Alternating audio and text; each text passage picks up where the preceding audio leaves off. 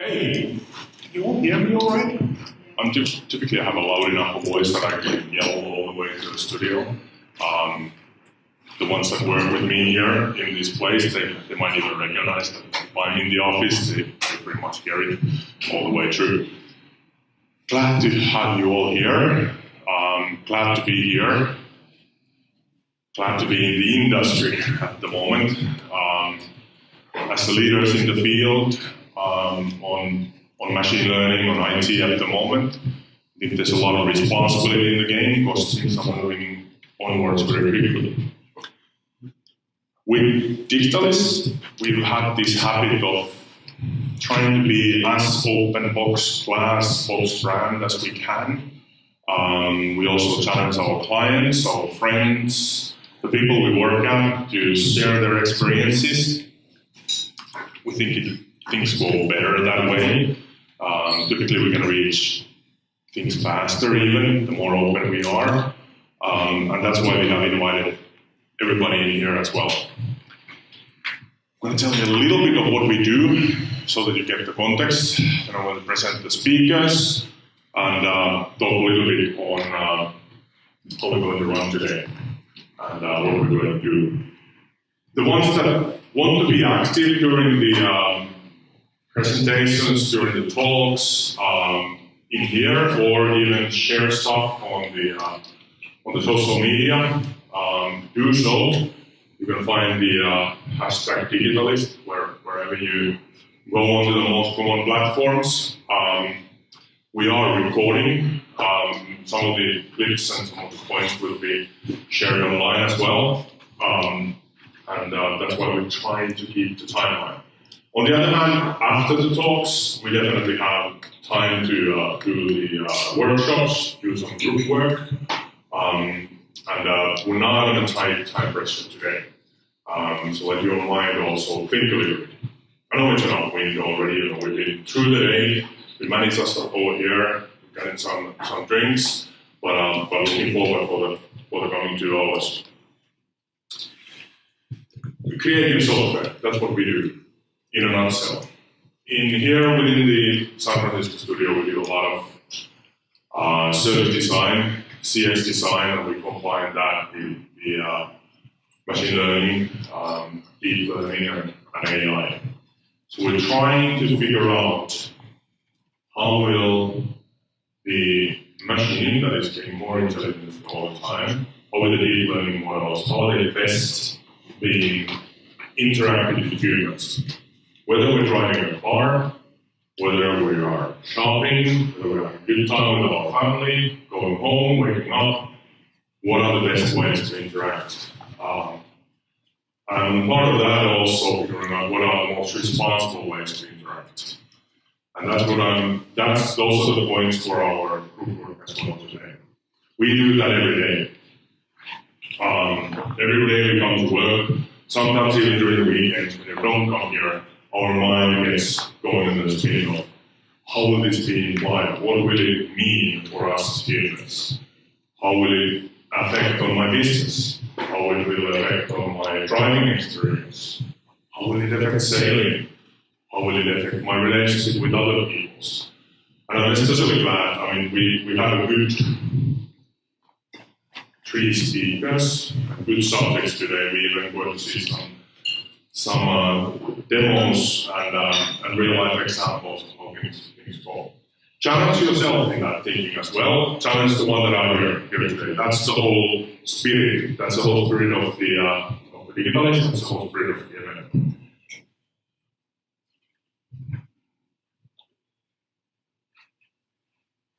We do these events globally.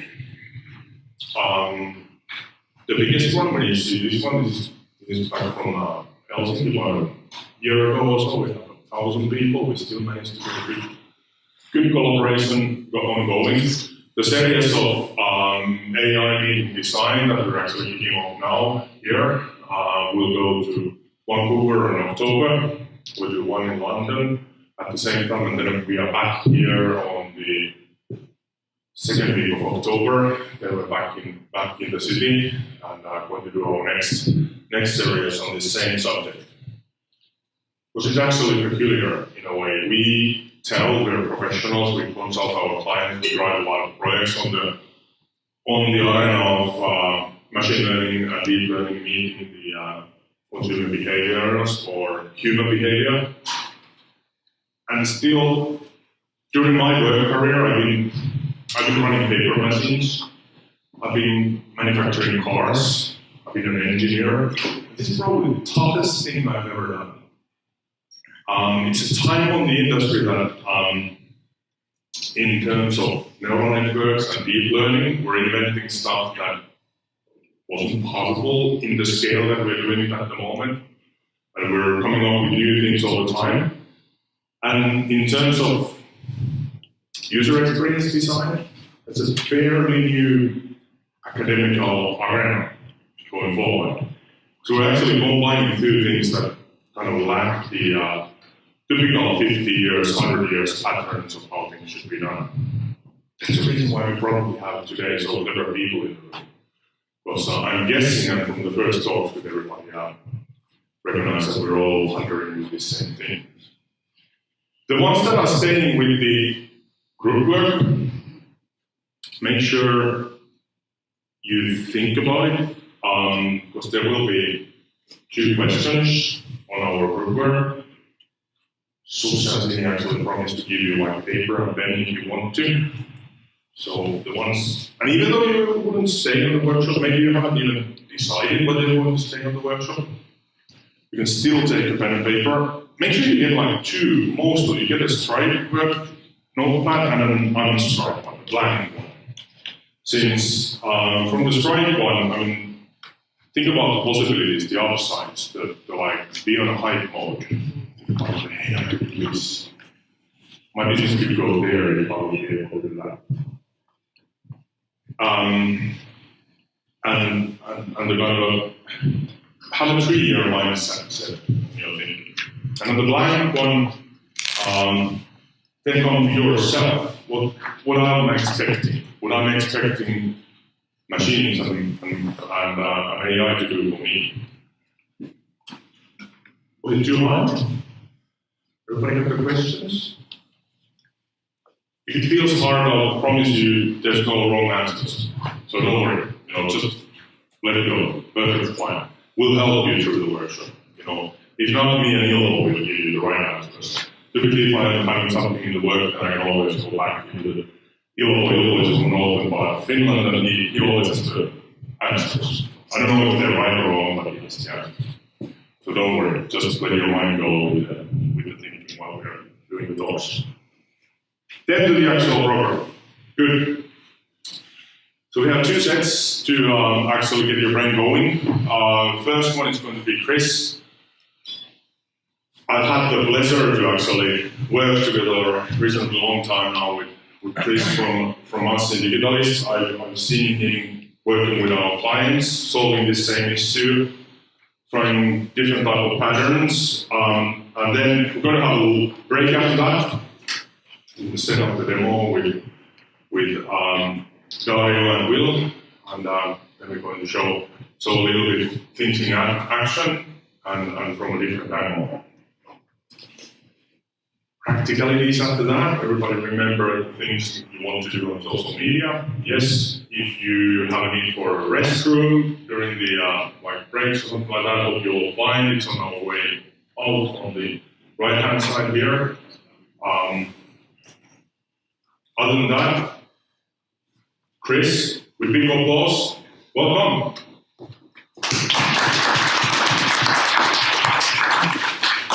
Thanks, Trevor.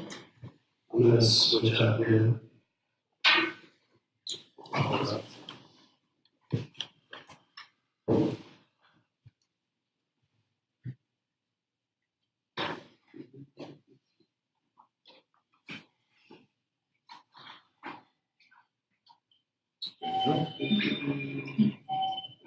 Thanks. Okay, so I'm a little bit scatterbrained today, so if I veer off or just stop and start stuttering, just throw something at me. I'll restart.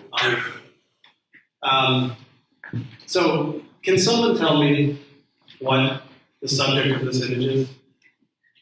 Okay. Great. Wasn't a trick question. You succeeded. Okay, now you're about as intelligent as what our current machine learning algorithms are today. Congratulations. So I'm Cris Cristina, and I'm essentially a customer experience lead here at Digitalist. And so I'm going to talk about design. So no computational models from this talk. As you can probably tell, I'm not going to get in deep in terms of like, one of the things I will say off the bat is I may throw around like AI, I may throw around machine learning algorithms sort of interchangeably, and for the sake of this talk, you can consider them roughly the same.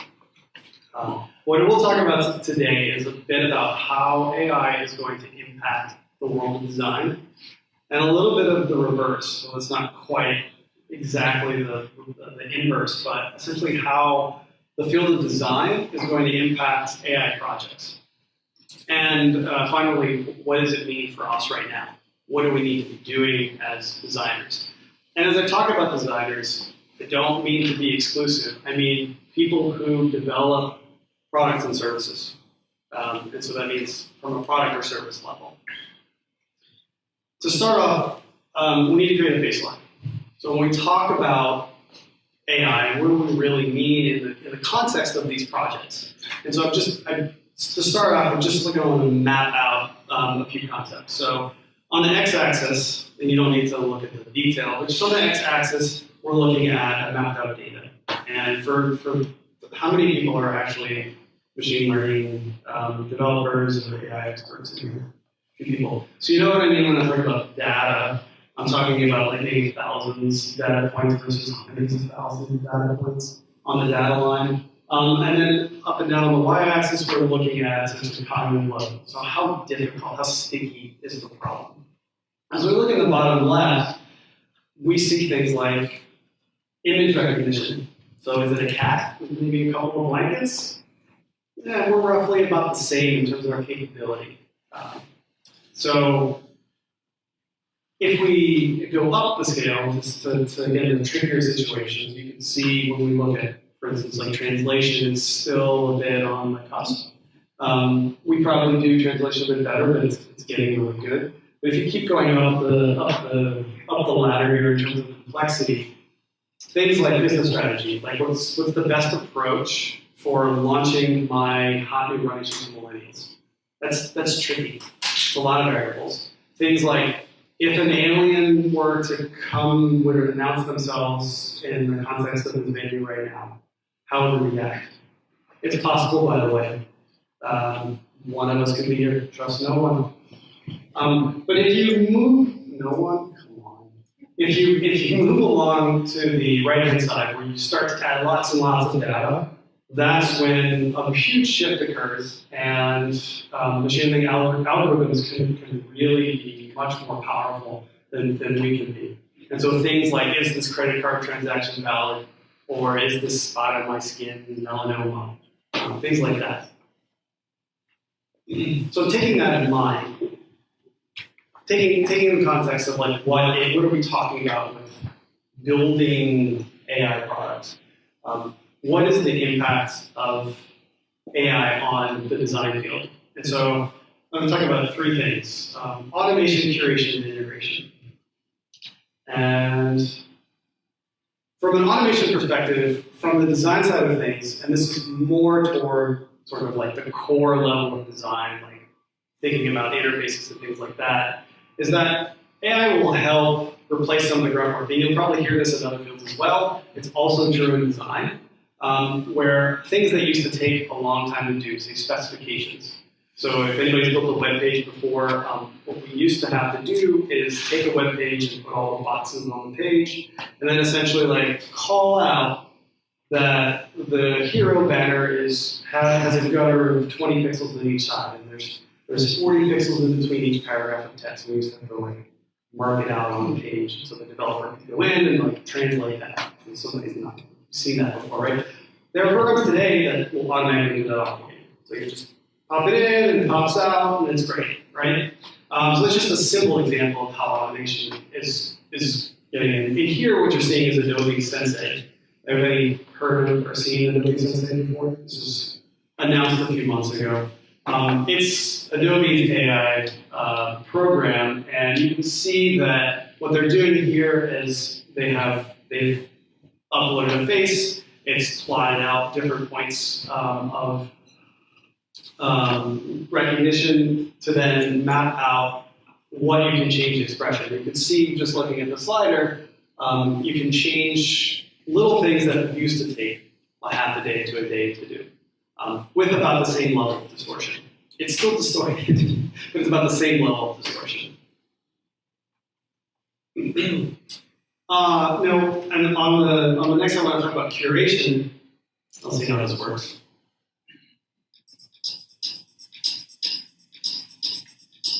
Is it working? I don't know if it's picking up. Anyway, so there's some super fresh and funky beats playing here. But what this is just showing is, like, on a curation standpoint, from a curation standpoint, that as designers, we can use generative design to help build libraries of options. So, for instance, if I'm building a new brand and I'm trying to figure out, like, what core elements I need to pull together, what colors go well together, I can leverage algorithms to pull together a few things for me based on some inputs that we create, right? And then I can then choose which ones I like, which ones are more appropriate. I can spend my time on the sort of upper level decisions. I can pick and choose, I can mix and match, but I don't have to create everything from scratch. And you can see how that might be actually useful for instance, a rebrand that I don't have to do from scratch.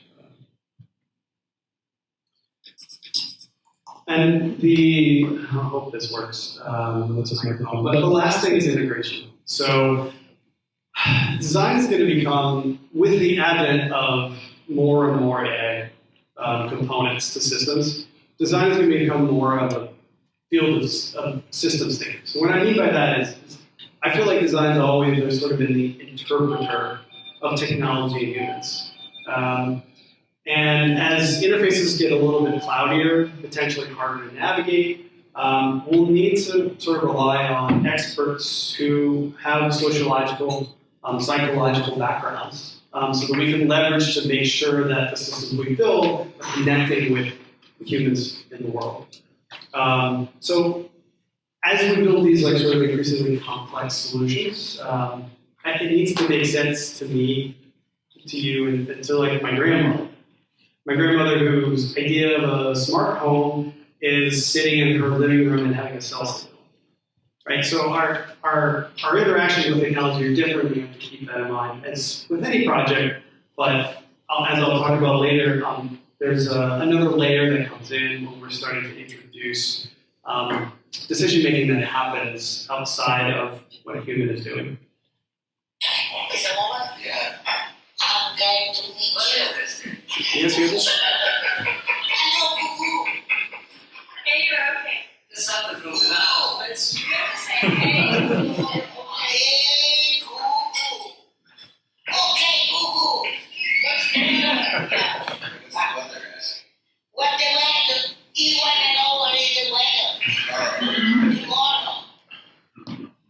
In Flagler Beach tomorrow, there will be showers with a high of 65 and a low of 56. It's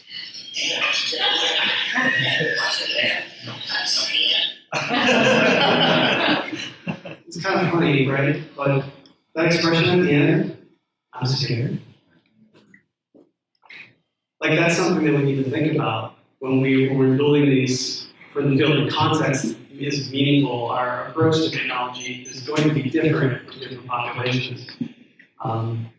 So keeping that in mind in terms of, like, who's interacting with technology and how we essentially bridge that gap. Again, being the arbiters between design, between humans and technology. So what does this shift look like? There are 4 things that I see that are going to essentially shift and have an impact on how we think about designing products.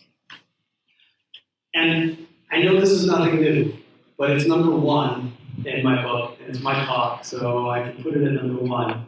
So this is not probably new to anybody in this room, is that a term called human-centered design. Has anybody who's not heard the term human-centered design? And that was a tough question. No one's going to raise that hand.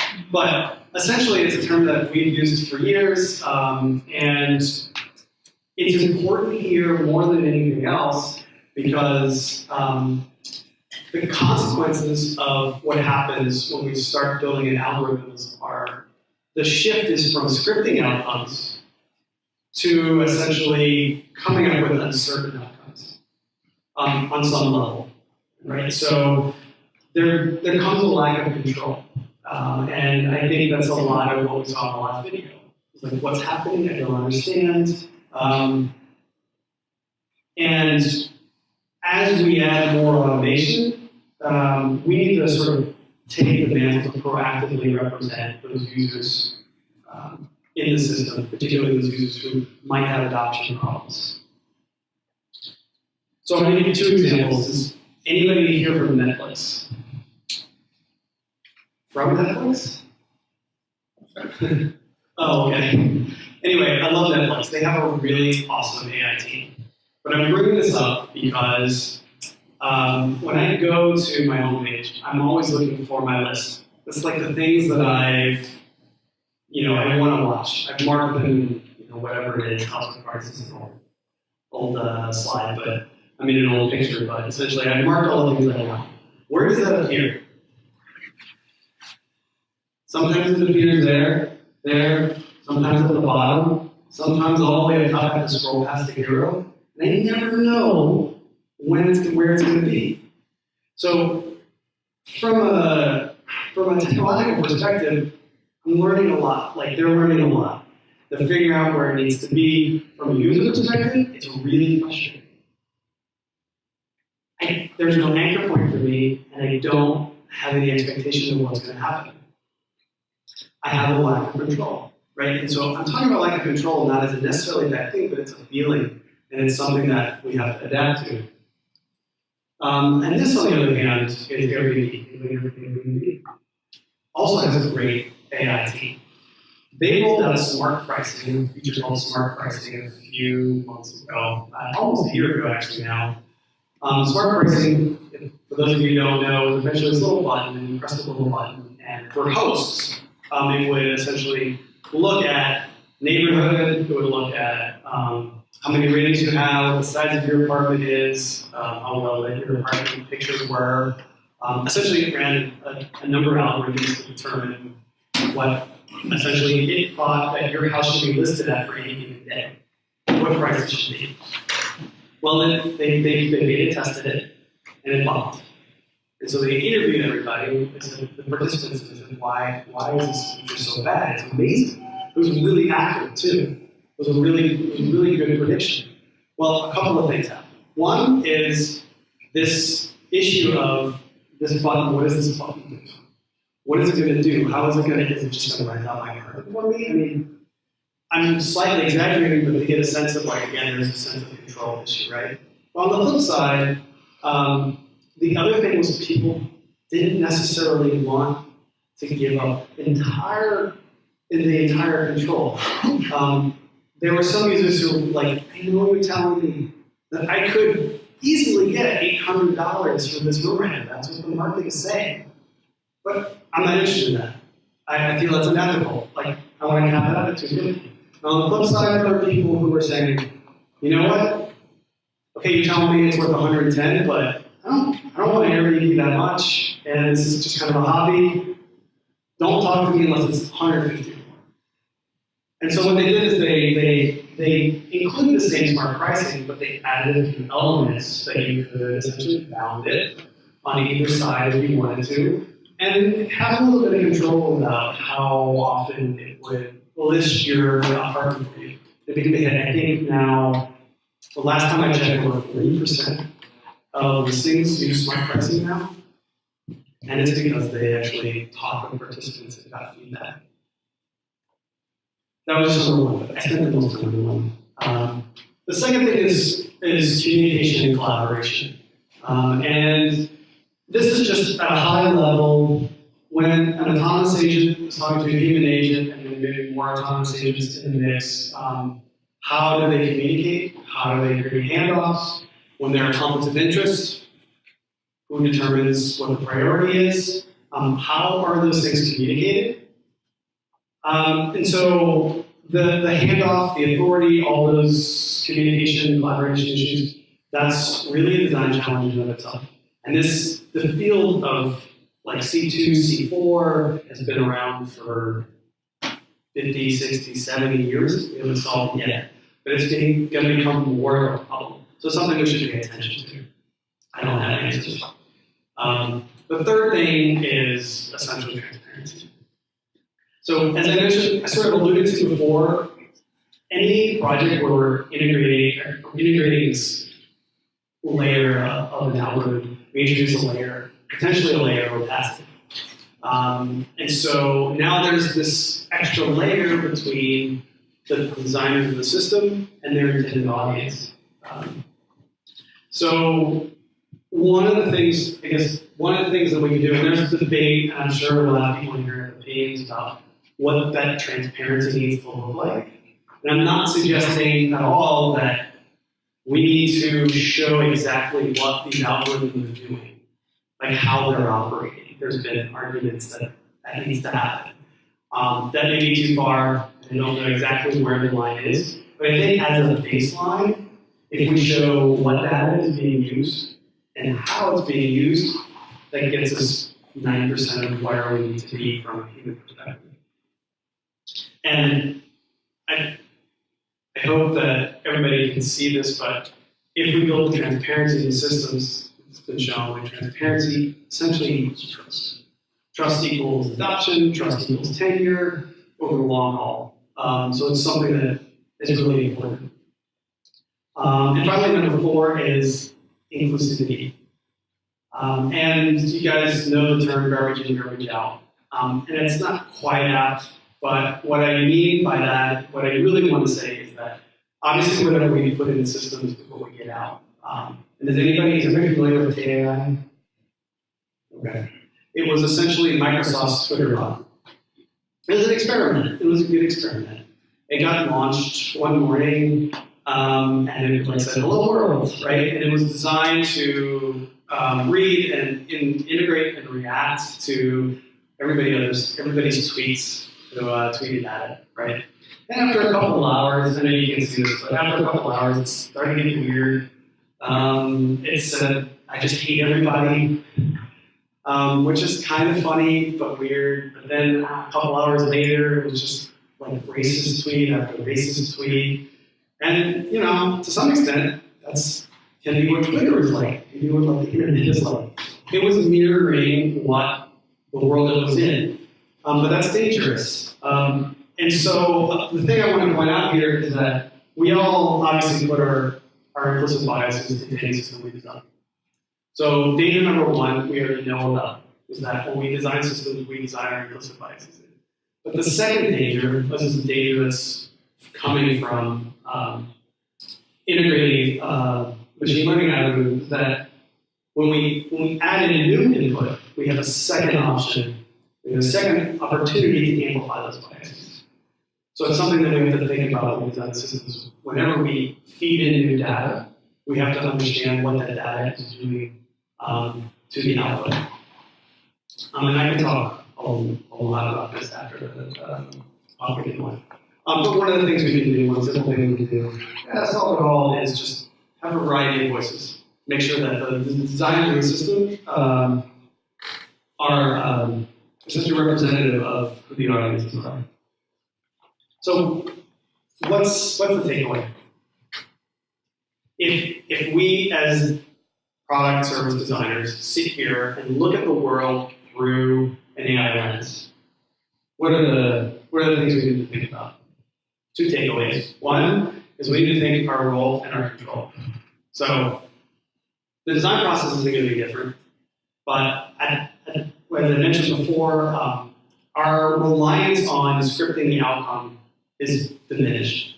So we need to be more comfortable with designing for uncertain outcomes. And designing for uncertain outcomes means we have a responsibility both to architect a range of outcomes and then communicate how those outcomes work.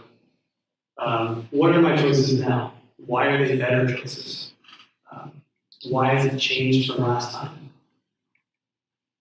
And then finally, I call this like deep design thinking. And the term design thinking is a bit fraught, and especially in the design community these days. But I think the point is, my point that I'm trying to make is that we don't necessarily have to rethink how we do design. Design works in the same way in any project. Obviously, with all the caveats I mentioned before. But at its core, it acts the same way. So essentially, what we need to do, we've always done, is research to understand needs, wants, and goals of the participants we talk to. We can reuse design patterns we already have. But this is where service design can be really powerful. If we understand what the map of our service is, or the life of our products, we build different maps and understand like a storyboard of the experience. They can be really useful to help figure out where in the product we want to insert an algorithm here. And so I'd just like to end with a quote from a colleague of mine who's in the London studio, and he's a system architect who's a machine learning expert. His name's Giannis, and he said this. So this is a tech guy, right? I'm a design guy. This is a tech guy. He says machine learning won't figure out what problem to solve. If you aren't aligned with a human need, you're just going to build a very powerful system to address a small or even non-existent problem. So at the end of the day, machine learning is just another tool. And if it doesn't fit in with what the human worldview is, if it doesn't fit in with business objectives, then we're doing it wrong. So that's just what.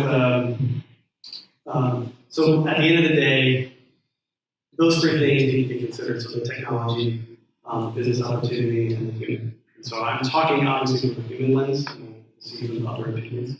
But that's it. I just want to thank everybody for.